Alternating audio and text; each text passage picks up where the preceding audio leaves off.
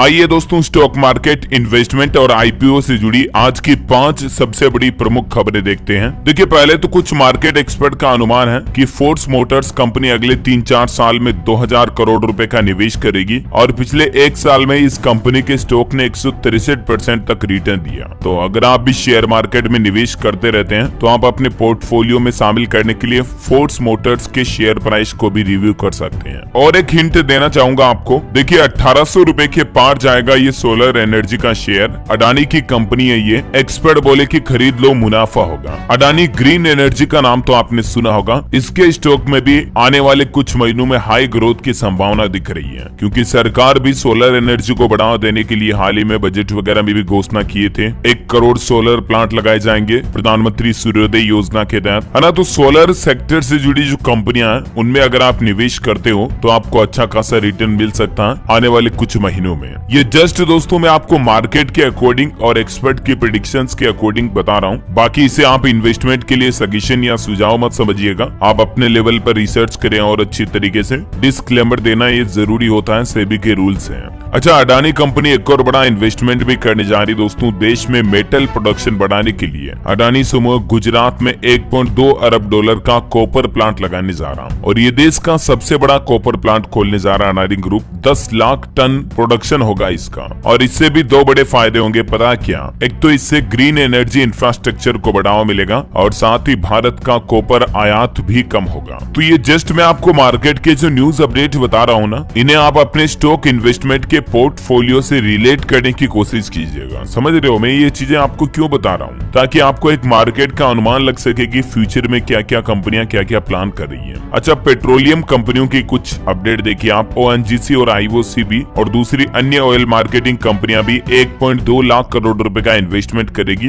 देश की ऊर्जा जरूरतों को पूरा करने में इससे मदद मिलेगी। तो आप ऑयल मार्केटिंग कंपनियों को भी अपने पोर्टफोलियो में शामिल कर सकते हैं। यहाँ भी थोड़ा ग्रीन सिग्नल दिख रहा है। चलिए अब इन्वेस्टमेंट के लिए आईपीओ से जुड़े कुछ अपडेट बताता हूँ आपको। देखिए आप, आज से ओपन हुआ एपीजे सुरेंद्र होटल्स कंपनी का आईपीओ। 7 फरवरी तक आप इसमें इन्वेस्टमेंट कर सकते हैं। मिनिमम 14,880 रुपए इन्वेस्ट करने होंगे।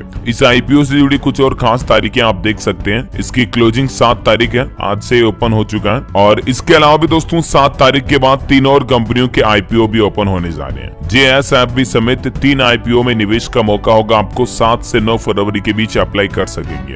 रिटेल निवेशकों के लिए इन आईपीओ में 35% हिस्सा रिजर्व भी रखा गया है। और वो 3 आईपीओ कौन कौन से, उनसे जुड़ी कुछ खास तारीखें भी आप देख सकते हैं। जना स्मॉल फाइनेंस बैंक, राशि पेरिफेरल्स लिमिटेड और कैपिटल स्मॉल फाइनेंस बैंक, ये तीनों मुख्य तौर से बैंकिंग सेक्टर से जुड़े आईपीओ हैं। इनकी ओपनिंग 7 फरवरी को होगी, क्लोजिंग 9 फरवरी को होगी। शेयर अलॉटमेंट 12 फरवरी को, रिफंड 13 को दिया जाएगा और डीमेट अकाउंट में शेयर्स क्रेडिट हो जाएंगे 13 तारीख को। और स्टॉक मार्केट में शेयर की लिस्टिंग 14 फरवरी को हो जाएगी। ठीक है, तो निवेशकों के लिए ये भी एक अपडेट है। आप इन तीनों कंपनियों के कुछ फाइनेंशियल्स डेटा देख लीजिएगा पिछले हिस्ट्री के। अगर आपको समझ में आए तो आप इन आईपीओ में भी निवेश कर सकते हैं, क्योंकि कई बार आईपीओ में भी अच्छा खासा रिटर्न मिल जाता है। राइट, बहरहाल अगला अपडेट आ रहा दोस्तों पेटीएम के शेयर को लेकर। 3 दिन में 50% तक टूट गया पेटीएम का शेयर। अभी हाल ही में आपको पता होगा भारतीय रिजर्व बैंक आरबीआई की तरफ से पेटीएम पेमेंट्स बैंक पर पाबंदी लगाई गई थी। 29 तारीख से तो सारी सेवाएं बंद ही हो जाएगी लगभग, पेटीएम की वॉलेट वगैरह ये फास्टैग समेत। तो उसके बाद कंपनी के स्टॉक में काफी गिरावट देखी गई है। ये देख सकते हैं आप, पिछले 5 दिन में ऑलमोस्ट -42% बता रहा है। गूगल में ऑफिशियल ग्राफ दिखा रहा हूँ आपको, किस तरह से सीढ़ी नुमा ग्राफ में गिरता जा रहा पेटीएम का शेयर। और इतनी बड़ी गिरावट के बाद पेटीएम शेयर को लेकर बॉम्बे स्टॉक एक्सचेंज BSE ने भी एक अहम बदलाव किया। इसकी डेली लिमिट को 10% घटा दिया है। नॉर्मली आपको पता होगा 20% के लगभग रहती है डेली लिमिट लोअर और अपर सर्किट की, लेकिन पेटीएम में ये 10% ही कर दी गई है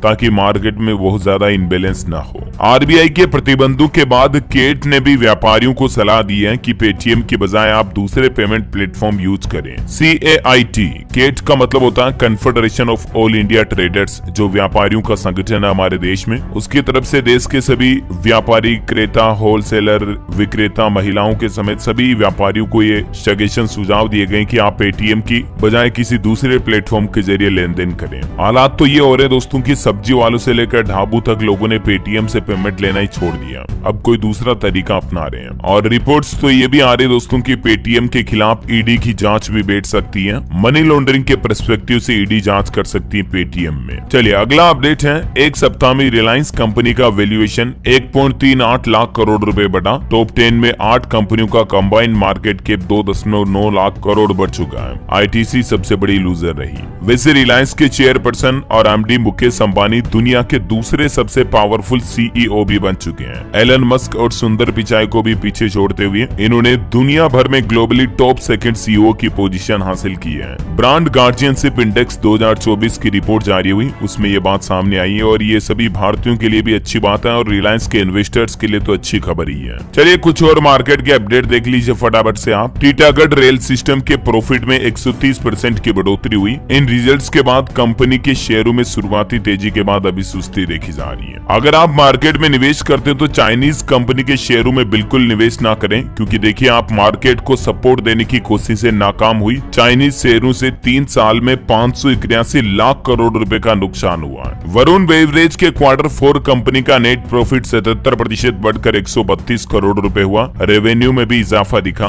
ये बेसिकली पेप्सी बनाने वाली कंपनी है। पेप्सी कंपनी से संबंधित एक अच्छी खबर ये भी आ रही कि मार्च तक उत्पादन के लिए तैयार हो जाएगा पेप्सिको का एक और प्लांट। उत्तर प्रदेश के गोरखपुर में 1100 करोड़ रुपए के निवेश से 3000 लोगों को रोजगार मिलेगा। कई कंपनियां फैक्ट्री लगाने की तैयारी में है यहाँ पर, लेकिन गीडा यानी कि गोरखपुर औद्योगिक विकास प्राधिकरण के सेक्टर 27 में जो पेप्सिको प्लांट का काम लगभग 90% पूरा हो गया और इससे प्रोडक्शन चालू होगा तो किसान भाई लोगों से भी दूध वगैरह की अच्छी बिक्री होगी, क्योंकि 1 लाख लीटर दूध की यहाँ रोजाना मांग होगी। पेप्सिको के प्रोडक्ट मैन्युफैक्चर किए जाएंगे, प्रोडक्शन किया जाएगा, प्रोडक्शन प्लांट बन रहा है बेसिकली यहाँ। अब आप समझ सकते हो कि पेप्सिको कंपनी में निवेश करना बेहतर हो सकता है या नहीं। मैं जस्ट आपको हिंट दे रहा हूँ, क्योंकि जब भी मैं मार्केट से किसी कंपनी का अपडेट बताता हूँ आपको उससे रिलेटेड क्या न्यूज चल रही है वो भी आपको साथ में बता देता हूँ, है ना। तो दोस्तों उम्मीद है स्टॉक मार्केट इन्वेस्टमेंट से जुड़ी आज की ब्रेकिंग न्यूज अपडेट आपको जरूर जानने मिली होगी। अगर आप शेयर बाजार से जुड़ी ऐसी ही खबरें रोजाना देखना चाहते हैं तो नीचे कमेंट बॉक्स में यस DLS भाई जरूर लिखिएगा। और भी आपके मन में कोई सवाल है या किसी कंपनी के स्टॉक एनालिसिस के बारे में आप जानना चाहते हैं, वीडियो चाहते हैं तो कमेंट करके मुझे जरूर बताइएगा। और बाकी इस वीडियो को लाइक और शेयर करना, DLS न्यूज चैनल को सब्सक्राइब करके बेल आइकन जरूर दबा देना